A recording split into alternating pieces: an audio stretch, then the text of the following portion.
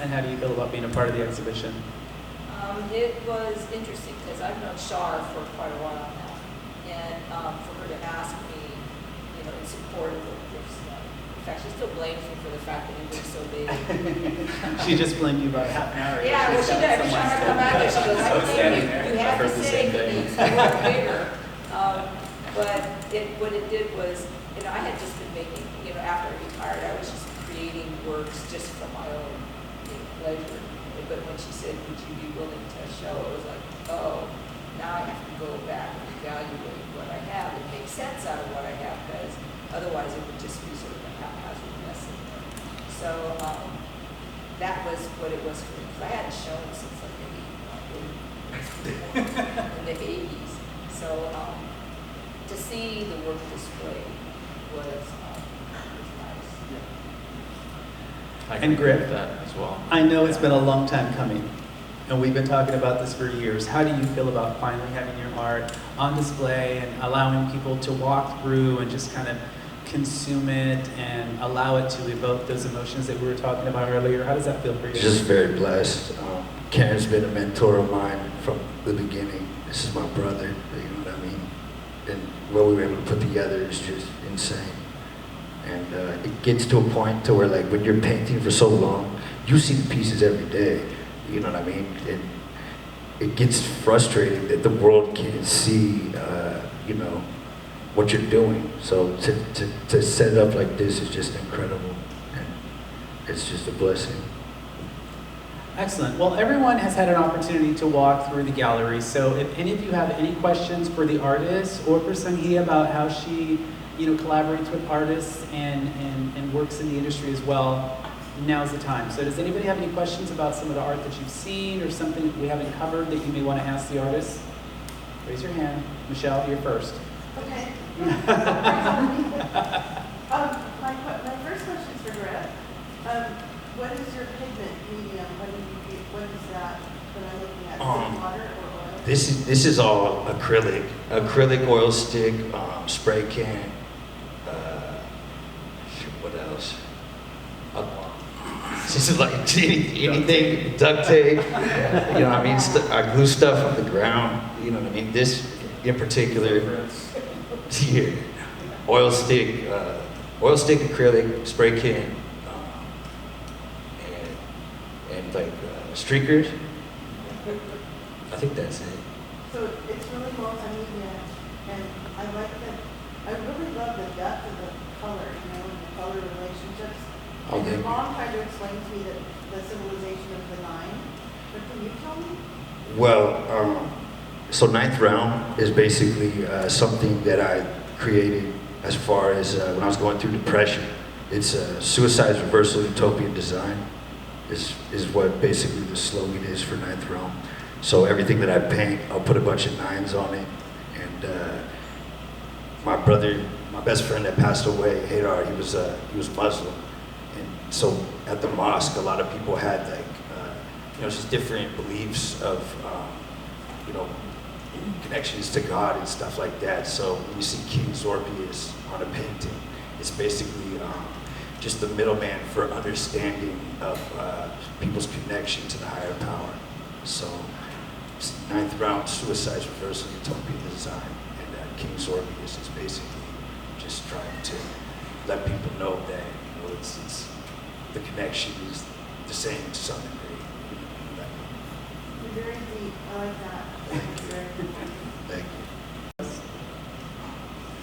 No takers? All right. Well, listen, you guys, I appreciate you taking, front row.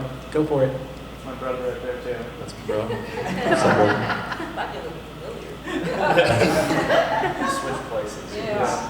We'll trade off haircuts every year. Back to the biggest risk taken in photos. Where's the biggest risk that has occurred at a show?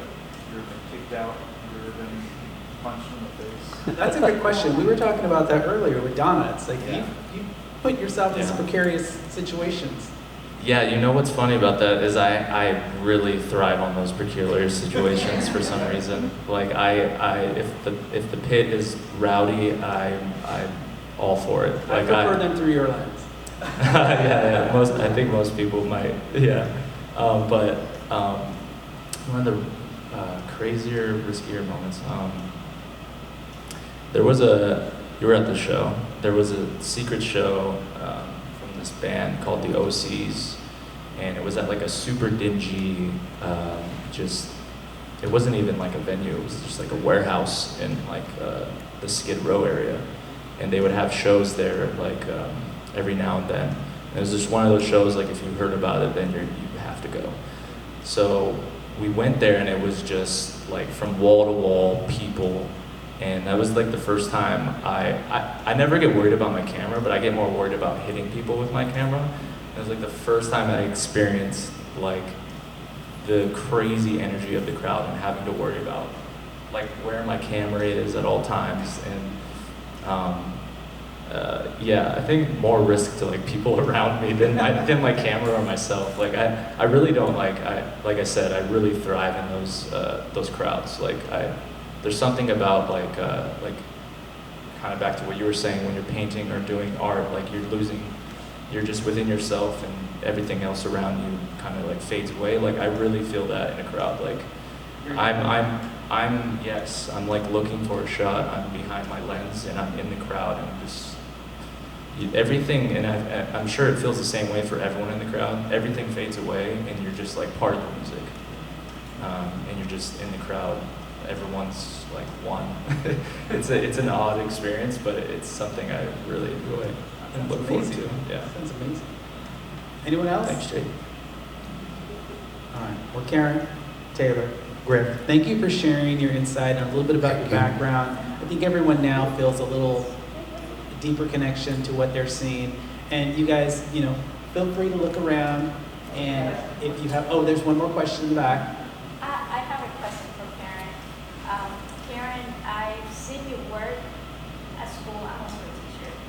And I see how you draw. You can take a person and draw it identical in the canvas and come out beautiful. But I see a lot of your work in here, and I see a lot of geographical shapes.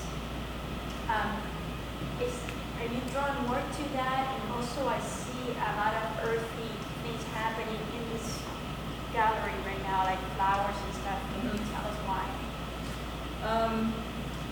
Well, I know, because she actually would come to my class and sit with the kids and work. She would compete with another teacher that would come and take class too. So, the realistic, naturalistic, technical stuff is really just for the beginners, because they need to have technique. They need to understand how the tools and materials work, what you can do, what you can't do, and when you can push it. When I work, I try to be, obviously you need to have technique, because otherwise your paint won't dry, or things are going to fall apart, or things are going to slip off. So you need to have some sort of understanding of the materials. But for me, it's, over the course of all those decades, since, I started majoring in art in college, I have gone through a number of sort of moments where all of a sudden you can see, I'm starting to do this, or I'm adding organic materials, actually physically adding organic materials into the pieces. And so for me, it's been interesting, because my son-in-law, who's a musician and a writer, would ask me about this. And it's as though, even though it looks like there's this huge range of things that I do, deep down there is something that seems to resonate in all of them. And like I think I told you, it's this idea that I need to have layers.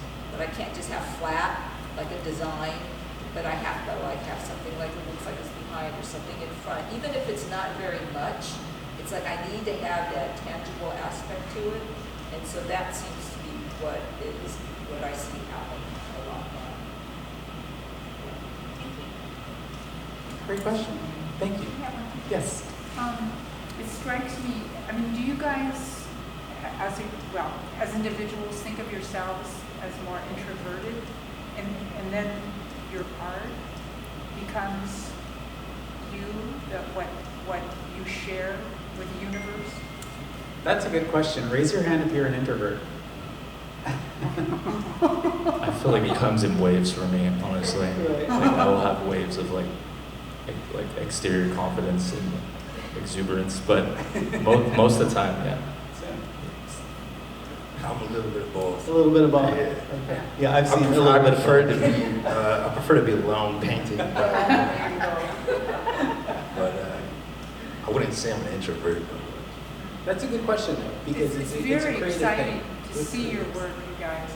All of you, and the mix is so symbiotic. It's really exciting to see all these kinds of things together. All of it together. Yeah, Thank thank you so much for Thank you. sharing. Thank you guys for taking the time and sharing with everyone. I've got Ooh, one. Yeah, absolutely. Yeah, I'd love to hear from each of you guys through this experience, because I know Griff, you had one solo show a few years ago before Taylor. I think this one maybe is your first time exhibiting, and then Karen, it's been before your teaching career. So this whole experience, now that it's happened, like how has it changed, or how do you feel about this, like being an exhibiting artist, and what do you guys think will be the next steps? Like, do you want to continue? Was it good? Do you want to keep exhibiting? I mean, Other me personally, thoughts? I've always painted in the hopes of showing next to Picasso for eternity. You know what I mean? So this is just a great step in seeing the work, and me personally being excited to continue painting. But I think just for me personally, I've always envisioned, just hanging in a museum for eternity next to the masters. That's my goal. So this is a good step to get there.